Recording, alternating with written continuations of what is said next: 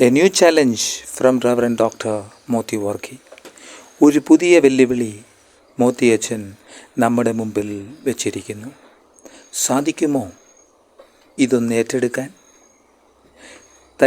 തൻ്റെ പച്ചയായ ജീവിത അനുഭവത്തിൽ നിന്നും പത്രത്താളിൽ കുറിച്ച അദ്ദേഹത്തിൻ്റെ വാക്കുകൾ ഇപ്രകാരമാണ്. മഹാഭാരതം ആരണ്യപർവ്വതത്തിലെ ഒരു കഥയനുസരിച്ച് സൂര്യഭഗവാൻ പാണ്ഡവന്മാർക്ക് അവരുടെ വനവാസകാലത്ത് സമ്മാനിച്ചതാണ് അക്ഷയപാത്രം. ദ്രൗപദി കഴിക്കുന്നതുവരെ ഭക്ഷണ നേരങ്ങളിൽ ആരു വന്നാലും എത്ര പേർക്ക് വേണമെങ്കിലും ഇഷ്ടപ്പെട്ട ഏതാഹാരവും ലഭിക്കുമെന്നായിരുന്നു സൂര്യഭഗവാന്റെ വരദാനം. ആഹാരം ക്ഷയിക്കാത്ത പാത്രം എന്ന അർത്ഥത്തിൽ അതിന് അക്ഷയപാത്രം എന്ന പേരും കിട്ടി.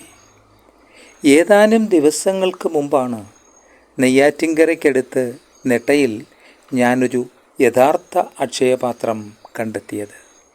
അത് പുരാണത്തിലെ പാഞ്ചാലിയുടേതല്ല, സുഭദ്ര എന്ന അമ്മയുടേതാണ്. ഒരു ദൈവവും വരപ്രസാദമായി കൊടുത്തതല്ല. അവർ അധ്വാനം തപസ്സാക്കി ഉണ്ടാക്കിയതാണ് അക്ഷയപാത്രമെന്ന ചെറിയ ഹോട്ടൽ. സൗജോർജ്യം പോലെ പ്രസരണശേഷിയുള്ള പുഞ്ചിരിയും ഹിമാലയത്തോളം കരളുറപ്പും എത്ര തവണ തുടച്ചാലും വറ്റാത്ത നെറ്റിത്തടത്തിലെ വിയർപ്പു തടാകവുമായി ഭൂമിയിൽ കാലുറപ്പിച്ചു നടക്കുന്ന പെൺകരുത്താണ് സുഭദ്രാമ്മ. കപ്പ വേവിച്ചതും മീൻചാറുമാണ് ആദ്യം വിളമ്പിയത്. പിന്നീടായിരുന്നു കൈപുണ്യത്തിൻ്റെ വെടിക്കെട്ട്. നാവിൽ രുചിയുടെ കുടമാറ്റം സമ്മാനിച്ച് ചമ്മന്തിയും അവിയലും തോരനും ഇഞ്ചിക്കറിയും പച്ചടിയും കിച്ചടിയുമെല്ലാം ഇലകളിൽ നിരന്നു. തൃശ്ശൂർ പൂരത്തിലെ ആലവട്ടവും ബെഞ്ചാമരവും ഇലഞ്ഞിത്തറ മേളവും പഞ്ചവാദ്യവും ചെണ്ടമേളവും പോലെ. പിന്നീട് സ്വാദിൻ്റെ ആറാട്ടുമായി ഒന്നാന്തരം നാടൻ കോഴി പെരട്ടിയത്. ഇതിഹാസത്തിലെ അക്ഷയപാത്രത്തിൽ നിന്നെന്ന പോലെ യഥേഷ്ടം കഴിക്കാം. ഒടുവിൽ മുഴുത്ത പുഴമീൻ പൊരിച്ചതും എത്തി. നെറ്റിപ്പട്ടം കെട്ടിയ ഗജവീജനെ പോലെ അതങ്ങനെ ഇലയിൽ തലയെടുപ്പോടെ നിറഞ്ഞു നിന്നു. ഞങ്ങളെല്ലാം മറന്ന് രുചിയുടെ പൂരത്തിലലിഞ്ഞു. ഭഗവതിയുടെ സ്ഥാനത്ത് സുഭദ്രാമ്മയും തേക്കിൻകാട് മൈതാനത്തിനു പകരം അക്ഷയപാത്രമെന്ന ഭക്ഷണശാലയും എന്ന വ്യത്യാസം മാത്രം. ഭക്ഷണക്ഷേത്രത്തിലെ ഭഗവതിയുടെ സംസാരത്തിൽ നിറയെ വാത്സല്യമാണ്.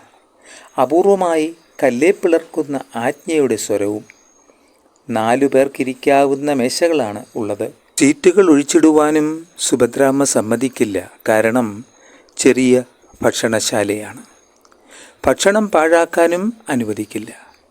ഞങ്ങൾ ഭക്ഷിക്കുന്നതിനിടയിൽ 6 ന്യൂജൻ പിള്ളേരെത്തി. സീറ്റ് ഒഴിവനുസരിച്ചിരിക്കുവാൻ അവരോട് പറഞ്ഞെങ്കിലും അവർ കേട്ടതായി ഭാവിച്ചില്ല. സുഭദ്രാമ്മയുടെ സ്വരം കനത്തു. പറഞ്ഞതുപോലെ ഇരിക്കാമെങ്കിൽ ഭക്ഷണം കഴിക്കാം, അല്ലെങ്കിൽ ഇറങ്ങിപ്പോകാം. തൊട്ടടുത്ത മേശയിലിരുന്നത് 4 പോലീസുകാരാണ്. രണ്ടാമത് ചോറുമായി എത്തിയപ്പോൾ അവർ മതിയെന്ന് പറഞ്ഞു. സുഭദ്രാമ്മയുടെ തക് ഡയലോഗ് ഉടനെത്തി. നല്ലോണം കഴിക്ക് സാറന്മാരെ, കള്ളന്മാരെ ഓടിച്ചിട്ട് പിടിക്കേണ്ടതല്ലേ. അവർക്ക് ചിരി അടക്കാനായില്ല. ഞങ്ങൾക്കും. തൃപ്തിയുടെയും രുചിയുടെയും മേളപ്പെരുക്കം കഴിഞ്ഞ് ഞങ്ങൾ പുറത്തിറങ്ങി. എനിക്കും കൂട്ടുകാരൻ വിജനും കിട്ടിയത് വെറും 300 രൂപയുടെ ബില്ല്. 0 കുറഞ്ഞു പോയതാണോ എന്ന് സംശയിച്ച് സുഭദ്രാമ്മയോട് ചോദിച്ചു. 300 രൂപയേ ഉള്ളോ?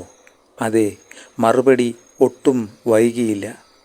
150 രൂപയ്ക്ക് എങ്ങനെ ഇത്രയും ആർഭാടമായി ഭക്ഷണം നൽകുവാൻ കഴിയുമെന്നായി എൻ്റെ സംശയം. സുഭദ്രാമ്മ പറഞ്ഞു. ആരെയും കുത്തിനോവിച്ചുകൊണ്ടുള്ള കാശൊന്നും നമുക്ക് വേണ്ട. ഭൂമി അതിൻ്റെ അച്ചുതണ്ടിൽ നിന്നും തെന്നിമാറാത്തത് സുഭദ്രാമ്മയെപ്പോലെ ചില മഹത്തുക്കൾ ഉള്ളതുകൊണ്ടാകും. ഇന്നത്തെ ലോകത്തിൽ എങ്ങനെ മറ്റുള്ളവരെ നുള്ളി നോവിക്കുകയെങ്കിലും ചെയ്യാമെന്ന് കൂലങ്കക്ഷമായി ചിന്തിച്ച് ആലോചിച്ചുറപ്പിക്കുന്ന ഈ ന്യൂജൻ ലോകത്തിൽ ഈ അമ്മയെപ്പോലെ സ്വന്തം കർമ്മം സമർപ്പണത്തോടും സത്യസന്ധമായും മറ്റുള്ളവർക്ക് സംതൃപ്തി ലഭിക്കുന്ന വിധത്തിലും ചെയ്യുന്ന മഹത്തുക്കൾ മറ്റുള്ളവർക്ക് തീർച്ചയായും ഒരു വെല്ലുവിളിയാണ്. സുഭദ്രാമ്മയുടെ ഈ വെല്ലുവിളി ഏറ്റെടുക്കാൻ പറ്റുമോ നമുക്ക്?